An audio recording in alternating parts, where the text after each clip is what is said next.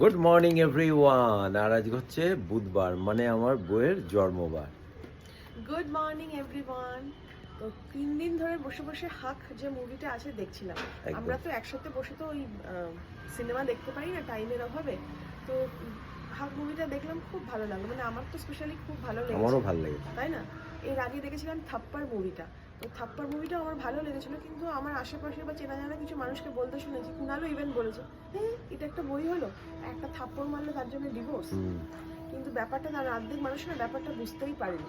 ব্যাপারটা হচ্ছে যে ভালোবাসাটাই যথেষ্ট নয় একটা রিলেশনে, তার মধ্যে রেসপেক্ট থাকাটাও কিন্তু খুব জরুরি। তো যে ভালোবাসার রেসপেক্ট নেই সেটা কিন্তু কখনোই মানে ফুলফিল হয় না রিলেশনটা। তো যেমন ধরো কি বলবো, মানে প্রথম একবার থাপ্পড়টা মারলো 4 লোকের সামনে। তো মারার পর কিন্তু 4 দেয়ালের ঘরের ভেতর বউকে ক্ষমা চাইছে। তো তাতে কি, তুই যখন চারজনের সামনে থাপ্পড়টা মারলি তখন সবার সামনেই ক্ষমা চাওয়া উচিত? তা নয়। তারপরে কি বলতো, প্রথমবার থাপ্পড় মারলো, বউ ক্ষমা করে দিল, ঠিক আছে। পরের বার থাপ্পড় ও তো আবার পেয়ে গেল না সুযোগটা, তারপরে এবার আবার একটা থাপ্পড় মারলো, তখন হয়তো বউ একটু কান্নাকাটি করলো, এ করলো, আবার মেনে গেল। ও তো জানে যে ঠিক আছে আমি একটুখানি থাপ্পড়ই মারবো, তার মানে আমি গায়ে হাত তোলার লাইসেন্স পেয়ে গেলাম, তো যখন ইচ্ছে আমি আমার বউকে অপমান করতেই পারি। বউ একটু রাগারাগি করবে, কান্নাকাটি করবে, আবার ঠিক মেনেই যাবে, ক্ষমাও করে দেবে। কিন্তু তারপরের বার যখন আবার থাপ্পড়টা মারবো তখন আর বউকে ক্ষমা চাওয়ার দূরের কথা কোনো প্রশ্নই নেই, মেরেছি মেরেছি বেশ করেছি।